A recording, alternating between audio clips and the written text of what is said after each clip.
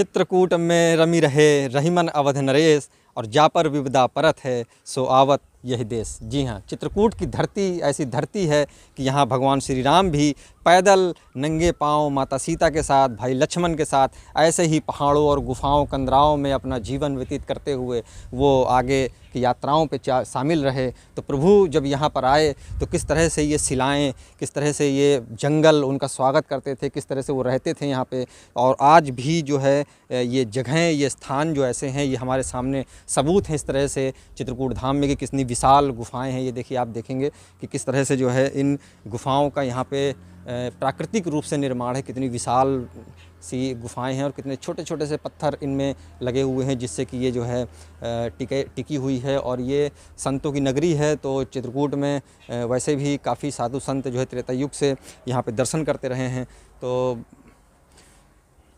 हम लोग इस गुफ़ा के अंदर जाएंगे। इस गुफ़ा के अंदर जो है देखेंगे किस तरह से, ये देखिए कितनी विशाल सी ये चट्टान नुमा ये गुफ़ा है। और अब हम लोग इसके अंदर जा रहे हैं, देखेंगे कि ये जो है पहले यहाँ पर चित्रकूट के जो घनघोर जंगल थे और जो इस तरह की जो ये गुफ़ाएं थी, इनमें बहुत ढेर सारे जंगली जानवर और तमाम तरह की जो है खतरे यहाँ पर जो है मंडराते रहते थे। और ऐसे ही गुफ़ाओं में कंदराओं में जो है भगवान भी रहे और यहाँ पे संत भी रहे, अपनी तपस्या करते रहे, कठोर तपस्या करते रहे यहाँ पर। तो देखिए कितनी विशाल सी एक चट्टान है, तिरछी एकदम चट्टान है। और वो जो है यहाँ पर ऊपर से जो है पूरी ये तिरछी नुमा जो है इसमें है। और अंदर जो है देखिए कम से कम 100 से 200 आदमी आराम से यहाँ पर अपनी साधना तपस्या कर सकता है, यहाँ पे आ सकता है। तो मेरा कहने का मतलब कितनी विशाल गुफ़ा है, ये प्राचीन गुफ़ा है चित्रकूट में। मगर लेकिन ये सुनसान है।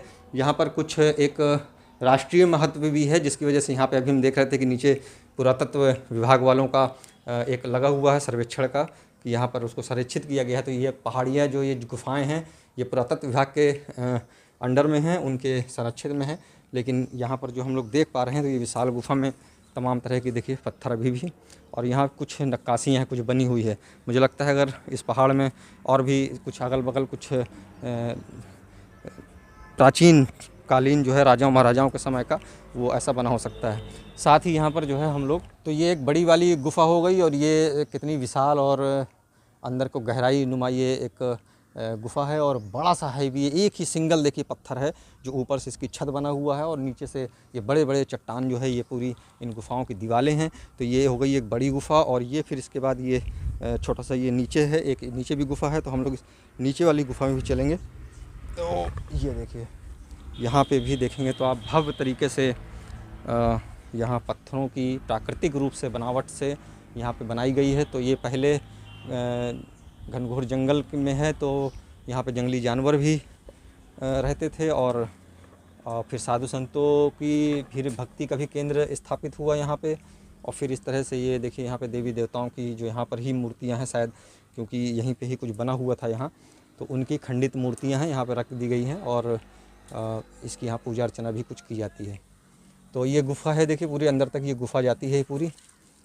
तो काफ़ी ये भी गहरी है, छोटी गुफ़ा है, और काफ़ी इसमें जो है जगह है अंदर को। और ये दरकी हुई भी हैं, ये थोड़ा सा जो है काफ़ी पुरानी हो गई हैं। तो ये इस तरह से ये विशाल गुफ़ा का ये दरवाज़ा ये था एक ठो, और एक वो बड़ी वाली गुफ़ा है। और इस तरह की कुछ नक्काशियों की बनी हुई यहाँ पर कुछ बनावट हमको देखने को मिलती है। यहाँ के पत्थरों की ही बनावट है, जिनको बहुत खूबसूरत तरीके से इसको तराशा गया है चट्टानों में, पत्थरों में। और इसकी जो पहाड़ों की ऊंचाई देखेंगे आप, इन पहाड़ों की ऊंचाई देखेंगे तो ये बहुत ज़्यादा ऊंचाई तो नहीं है पहाड़ की, लेकिन इसमें सीढ़ियाँ बन गई है। नीचे वो पुरातत्व विभाग वालों का बोर्ड लगा हुआ है, और ये इतनी सीढ़ियाँ जो है चढ़ के यहाँ से आया जाता है। इधर से दिखा दो ऐसे। तो ये पूरी सीढ़ियाँ यहाँ से चढ़ के देखा जाता है, चढ़ के ऊपर आ जाते हैं। और ये ऐसे बस्ती यहाँ है, बस्ती है ये, दूर तक ये हमको यहाँ से पहाड़ के ऊपर का नज़ारा दिख रहा है। फिर ये जंगल है, और फिर जंगल फिर ये पहाड़ पूरा आ गया है। और ये पहाड़ काफ़ी बड़ा पहाड़ है, काफ़ी दूर से। और फिर ये पहाड़ के ही ये मध्यम हिस्से में ये इस तरह की गुफ़ाएं हैं, बड़े बड़े पत्थरों से निर्मित गुफ़ाएं हैं।